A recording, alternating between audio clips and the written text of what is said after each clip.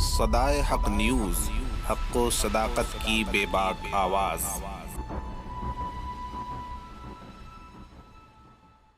السلام علیکم ورحمۃ اللہ، میں ہوں آفتاب اظہر صدیقی اور آپ دیکھ رہے ہیں صدائے حق نیوز کا دینی پروگرام صدائے اسلام۔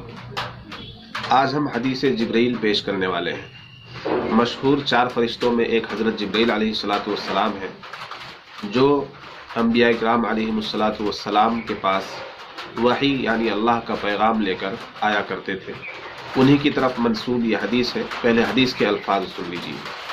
عن عمر بن الخطاب رضی اللہ عنہ قال بینما نحن عند رسول اللہ صلی اللہ علیہ وسلم ذات یوم اذ طلع علینا رجل شدید بیاض الثياب شدید سواد الشعر لا يرى عليه اثر السفر ولا يعرفه منا احد حتى جلس الى النبي صلی اللہ علیہ وسلم فأسند ركبتيه إلى ركبتيه ووضع كفيه على فخذيه وقال يا محمد أخبرني عن الإسلام قال الإسلام أن تشهد أن لا إله إلا الله وأن محمدا رسول الله وتقيم الصلاة وتؤتي الزكاة وتصوم رمضان وتحج البيت إن استطعت إليه سبيلا قال صدقت فعجبنا له يسأله ويصدقه قال فأخبرني عن الإيمان قال أن تؤمن بالله وملائكته وكتبه ورسله واليوم الآخر وتؤمن بالقدر خيره وشره قال صدقت قال فأخبرني عن الإحسان قال أن تعبد الله كأنك تراه فإن لم تكن تراه فإنه يراك قال فأخبرني عن الساعة قال ما المسؤول عنها بأعلم من السائل قال فأخبرني عن أماراتها قال أن تلد الأمة ربتها وأن ترى الحفاة العراة العالة رعاء الشاء يتطاولون في البنيان قال ثم انطلق فلبثت مليا ثم قال لي يا عمر أتدري من السائل قلت الله ورسوله أعلم قال فإنه جبريل أتاكم يعلمكم دينكم۔ یہ حدیث مسلم شریف میں ہے اور بخاری شریف میں بھی ہے۔ پہلے حدیث کا ترجمہ سن لیجئے۔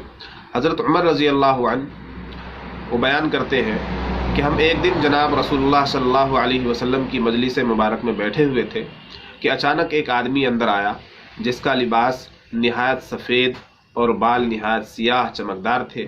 اس پر نہ تو سفر کی کوئی علامت تھی اور نہ ہم میں سے کوئی اس کو پہچانتا تھا۔ وہ حضور اکرم صلی اللہ علیہ وسلم کے قریب آ کر بیٹھا اور آپ کے گھٹنوں سے اپنے گھٹنے ملا لیے اور بطور ادب اپنے دونوں ہاتھ اپنی رانوں پر رکھ لیے۔ پھر اس نے عرض کیا اے محمد مجھے اسلام کی حقیقت بتا دیجیے۔ رسول اللہ صلی اللہ علیہ وسلم نے فرمایا اسلام کی حقیقت یہ ہے کہ تم گواہی دو کہ اللہ کے سوا کوئی قابل پرستش یعنی عبادت کے لائق نہیں اور محمد صلی اللہ علیہ وسلم اللہ کے رسول ہے۔ پھر پابندی سے نماز پڑھا کرو، زکوٰۃ ادا کیا کرو، رمضان کے روزے رکھو اور اگر بیت اللہ تک پہنچنا ممکن ہو اور زاد راہ موجود ہو تو بیت اللہ کا حج بھی کرو۔ اس شخص نے جواب سن کر کہا آپ نے صحیح فرمایا۔ حضرت عمر رضی اللہ عنہ فرماتے ہیں کہ ہمیں تعجب ہوا کہ یہ آدمی ایک طرف تو سوال کرتا ہے اور پھر جواب کی تصدیق بھی خود ہی کرتا ہے۔ پھر وہ شخص بولا اے محمد ایمان کی حقیقت بیان فرمائیے۔ آپ صلی اللہ علیہ وسلم نے ارشاد فرمایا کہ ایمان یہ ہے کہ تم اللہ کو، اللہ تعالیٰ کے فرشتوں کو، اس کی کتابوں کو، اس کے رسولوں کو اور قیامت کے دن کو دل سے تسلیم کرو اور یقین کرو کہ برا بھلا سب کچھ اللہ کی طرف سے اللہ کے فیصلے کے مطابق ہے۔ اس نے کہا آپ نے بجا فرمایا۔ پھر پوچھا احسان کیا ہے؟ آپ صلی اللہ علیہ وسلم نے فرمایا احسان یہ ہے کہ تم اللہ کی عبادت اس طرح کرو گویا تم اللہ کو دیکھ رہے ہو، اور اگر یہ استحضار ممکن نہ ہو تو اتنا دھیان کرو کہ اللہ مجھے دیکھ رہا ہے۔ پھر اس نے دریافت کیا کہ قیامت کے بارے میں مجھے کچھ بتائیے۔ رسول اللہ صلی اللہ علیہ وسلم نے فرمایا اس بارے میں جواب دینے کا علم سوال کرنے والے کے علم سے زیادہ نہیں ہے۔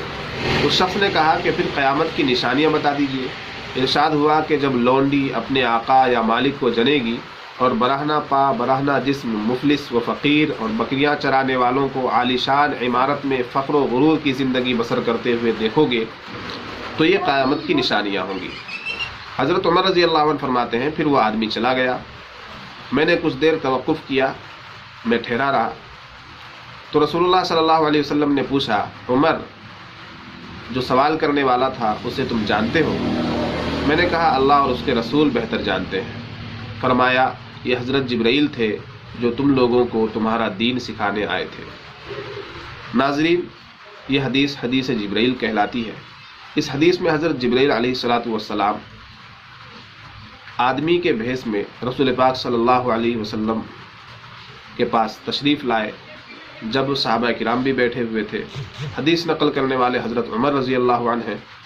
حضرت جبرائیل علیہ الصلاۃ والسلام نے نبی پاک صلی اللہ علیہ وسلم سے 4 سوال کیے، ایک اسلام کے بارے میں، ایک ایمان کے بارے میں، ایک احسان کے بارے میں اور ایک قیامت کے بارے میں۔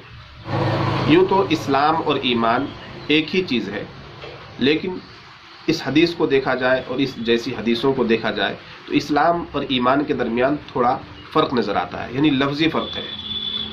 ایسا نہیں ہے کہ جو مسلمان ہوگا وہ مومن نہیں ہوگا۔ مومن مسلمان ہوتا ہے اور مسلمان مومن ہوتا ہے۔ ہر مومن مسلمان ہوگا، ہر مسلمان مومن ہوگا۔ اس حدیث میں اسلام اور ایمان کا جو لفظی اور معنوی فرق بیان کیا گیا ہے وہ یہ ہے کہ اسلام راہ عمل پر چلنے کا نام ہے، یعنی ایک آدمی اللہ کو مان رہا ہے، رسول اللہ کو مان رہا ہے تو اللہ اور رسول کے احکامات پر عمل کرنے کا نام اسلام ہے۔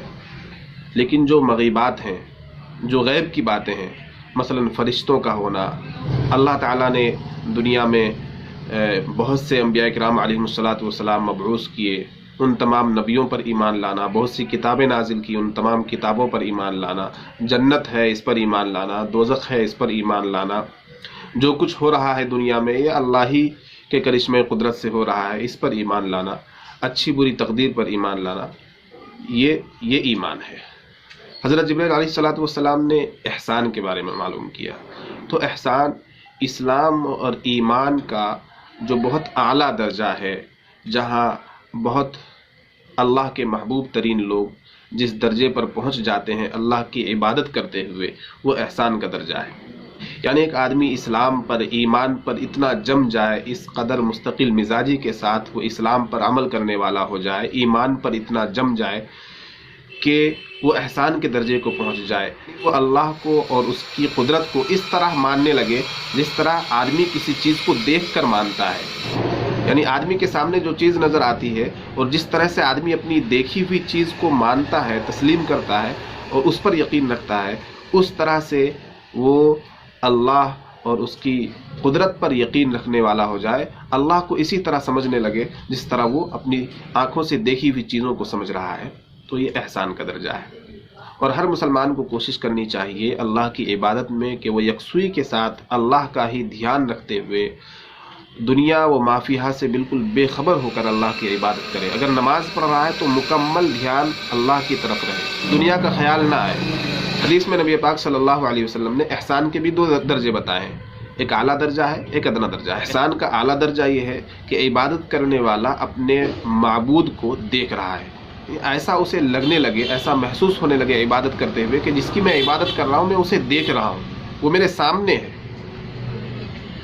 یہ احسان کا اعلیٰ درجہ ہے، لیکن کم از کم اگر یہ کیفیت حاصل نہیں تو کم از کم اتنا تو ہو کہ جس کی وہ عبادت کر رہا ہے وہ خود اسے دیکھ رہا ہے، اس کا معبود اسے دیکھ رہا ہے، یعنی اللہ اسے دیکھ رہا ہے، تو یہ احسان کا ادنا درجہ ہے۔ پھر حضرت جبرائیل علیہ الصلاۃ والسلام نے نبی پاک صلی اللہ علیہ وسلم سے قیامت کے بارے میں پوچھا، تو قیامت کی جو تعیین ہے، یعنی قیامت کس دن آئے گی، قیامت کا پرفیکٹ دن، یہ کسی نبی کو بھی نہیں معلوم، کسی فرشتے کو بھی نہیں معلوم۔ اس لیے نبی پاک صلی اللہ علیہ وسلم نے جواب دیا کہ قیامت کے بارے میں جواب دینے والا سوال کرنے والے سے زیادہ نہیں جانتا، یعنی جتنا علم قیامت کے بارے میں سوال کرنے والے کو ہے اتنا ہی جواب دینے والے کو ہے۔ تو پھر حضرت جبرائیل علیہ الصلاۃ والسلام نے سوال کا رخ موڑا اور کہا کہ قیامت کی نشانیاں بتا دیجیے۔ آپ صلی اللہ علیہ وسلم نے قیامت کی نشانیاں بتائیں۔ دیکھیے قیامت کی نشانیاں 2 طرح کی ہیں، ایک بڑی نشانیاں اور ایک چھوٹی نشانیاں، جنہیں علامات صغریٰ اور علامات کبریٰ کہا جاتا ہے۔ علامات کبریٰ یعنی بڑی نشانیاں وہ ظہور مہدی سے ہی شروع ہوں گی، یعنی حضرت مہدی علیہ السلام تشریف لائیں گے، وہ بھی ایک بڑی نشانی ہوگی قیامت کی، اور اس کے بعد حضرت عیسیٰ علیہ الصلاۃ والسلام کا نزول اور یاجوج ماجوج کا نکلنا، یہ تمام بڑی نشانیاں ہیں قیامت کی۔ اس سے پہلے جتنی بھی نشانیاں حدیث میں بیان کی جاتی وہ سب چھوٹی نشانیاں ہیں، وہ علامات صغریٰ ہیں۔ تو اس میں بھی علامات صغرا کا ذکر ہے۔ نبی پاک صلی اللہ علیہ وسلم نے فرمایا کہ باندیاں اپنے آقا کو، اپنے مالک کو جنم دیں گی۔ اس کے مختلف مطلب ہو سکتے ہیں جو محدثین نے بیان کیے ہیں۔ ایک تو یہ کہ نافرمانیاں بڑھ جائیں گی، اولاد ماں باپ کی نافرمان ہو جائے گی، گویا کہ جو اولاد ہے، جو بیٹی ہے، وہی آقا ہو، وہی گھر کی مالکن ہو، اس طرح سے اپنے والد پر، اپنی والدہ پر وہ حکم چلائے گی اور اس طرح سے اس کی نافرمانی کرے گی۔ ایک تو یہ مطلب ہے۔ دوسرا مطلب یہ ہے کہ فتوحات کا زمانہ ہوگا اور لونڈیوں کی، باندیوں کی کثرت ہو جائے گی۔ اور تیسرا مطلب یہ ہے کہ زنا کاری عام ہو جائے گی، ہر شخص زنا میں ملوث ہو جائے گا، اور چھوٹے چھوٹے لوگ، کم حیثیت لوگ، جن کی کوئی حیثیت نہیں ہوا کرتی تھی، وہ بڑی بڑی بلڈنگیں بنا کر، بڑی بڑی عمارتیں بنا کر، عالیشان عمارتیں بنا کر وہ فخر محسوس کریں گے۔ یعنی جن کی حیثیت بکریاں چرانے کی تھی، وہ بڑی بڑی عمارتیں بنا کر فخر محسوس کر رہے ہیں۔ اور جہلا قسم کے لوگ، جنہیں کچھ آتا جاتا نہیں ہوگا، جو علم سے کورے ہوں گے، وہ حکومت کریں گے، وہ سرداری کریں گے، ان کے رہنے کے لیے عالیشان بنگلے ہوں گے۔ اللہ تعالی ہمیں اسلام اور ایمان پر جمع رہنے کی توفیق عطا فرمائے اور ہمارا خاتمہ بالخیر فرمائے۔